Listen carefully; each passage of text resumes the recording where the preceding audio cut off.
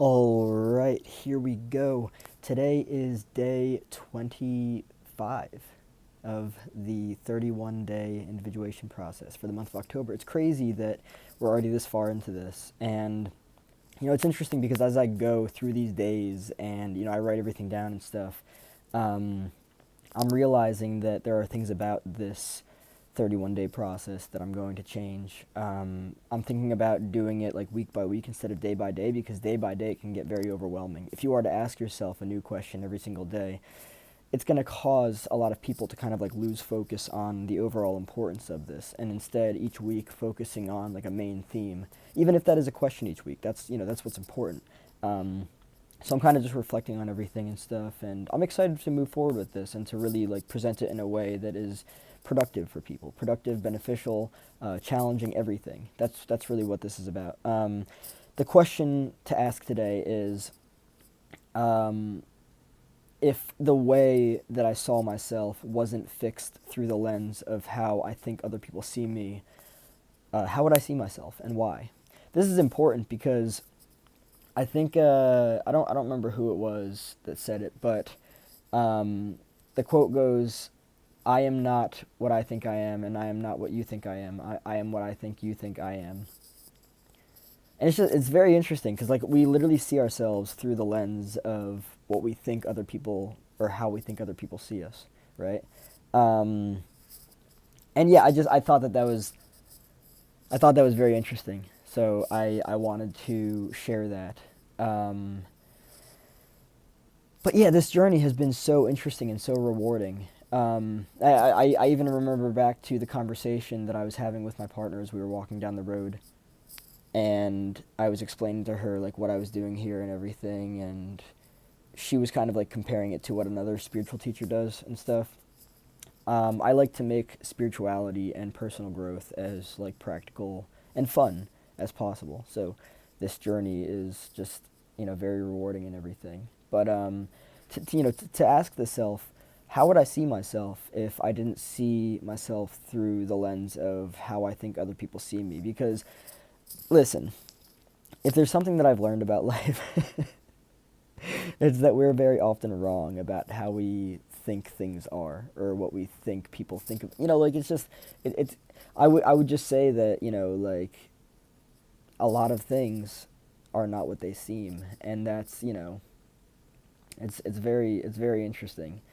Our perception of life and reality is just like it's crazy. It's totally crazy.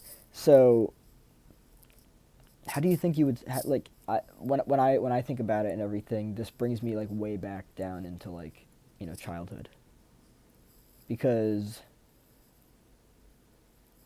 you know it was very early on in life when I started to give a fuck about what everyone else thought, and it wasn't until later on in life that I just completely lifted that blindfold of an illusion and realized that you know I mean, like there are ideas, like nobody else is paying their rent to be up here. Like it's all on me.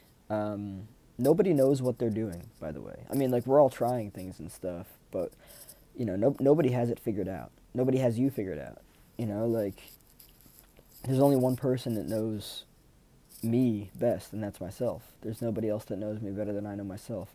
And anybody who tries to attempt to place themselves in a position to suggest that they do, it's fucking absurd. It's just not true. It's not even remotely close to the reality of it. So, you know, it's very important to look at things from the standpoint of, if I didn't consider what I think other people think of me and see myself through that lens, how would I see myself, right? Um, and it's very interesting because the aspect of seeing the self through the lens of other people and how you think that they see you, or how I think they see me, that's very much, from what I understand, a superego um, aspect. And because like part of us is like, okay, well, I've been pulled in this direction of conformity, of needing to abide by and cater to how other people see me. You don't. but you do it. Like there's also the id that just wants to, fucking destroy everything. It's so interesting. Like we're pulled in these opposite directions and stuff, right? And I think that what I'm looking at here in terms of this question and how you see yourself through this lens of what you think other people are seeing, I would argue that that's a super ego thing.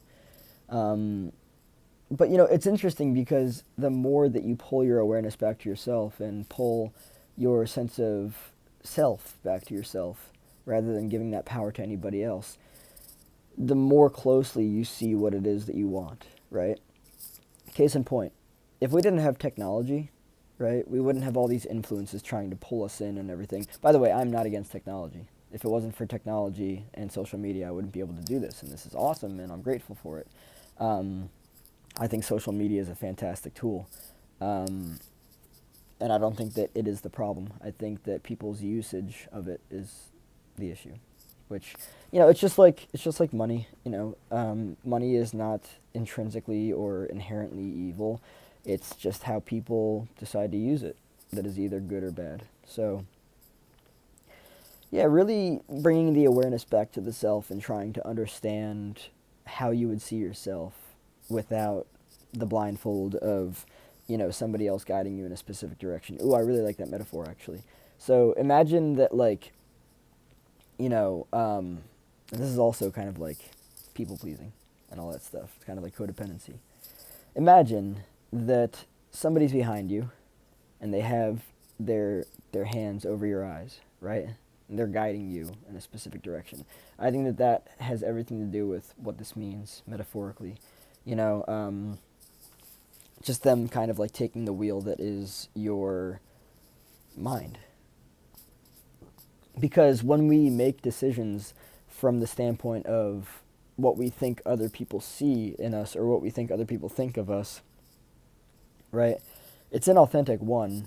Two, I would kind of argue that it's like manipulative, even though it might not be.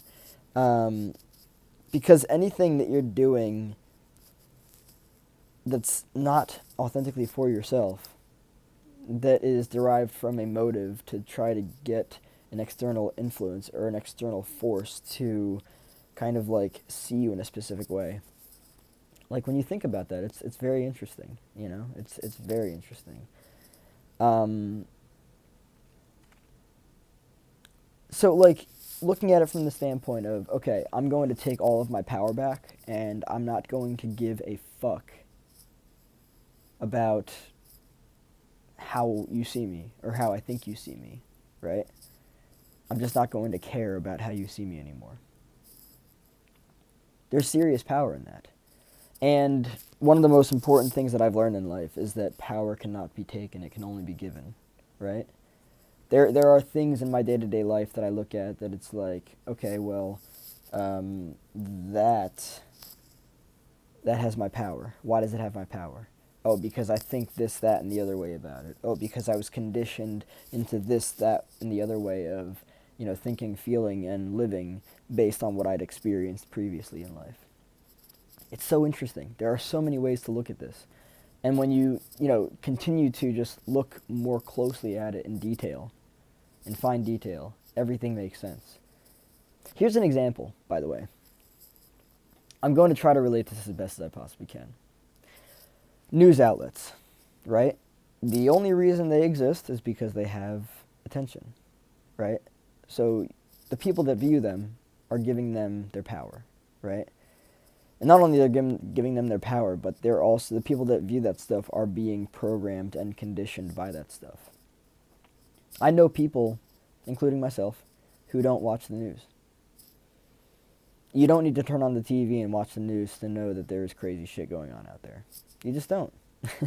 You're not a bad person for not turning on the news and, educating yourself. But I can tell you right now that it's a matter of power, right? The only reason, it's a matter of power and attention. The only reason that people have power over you is because you give them power. That's it. That's all that it is. That's in every single sense of the word, in every single scenario, in every single situation. That's it. So Who are you giving your power to? What are you giving your power to, right? And then just go from there. The very reason that you see yourself through the lens of how and what you think other people see you, it's just a matter of power. You're giving your power. They have they have your attention. They have your attention because there's some type of influence there. There's some type of potential manipulation. So look at that and realize, oh, okay, I can just take my power back. I mean, I was conditioned into believing that I had to look at it this way because probably, my parents conditioned me that way. But I take it back. And then therefore the energy is not there, and therefore my awareness is not flowing in that direction. And that's it. So then underneath all of that, which is what I would argue to be noise, because one, it doesn't matter what other people think about you. It doesn't. Unless you are going to somebody, unless you are trying to seek guidance, unless you're trying to seek advice, right? It doesn't matter. It doesn't matter. It's a waste of mental space and energy. It doesn't matter. So strip all that, rip that out of the picture, and just look at you. Just, me. I'm looking at me. That's it. Just ask yourself, if I wasn't to see myself through the fixed lens of how I think other people see me, how would I see myself?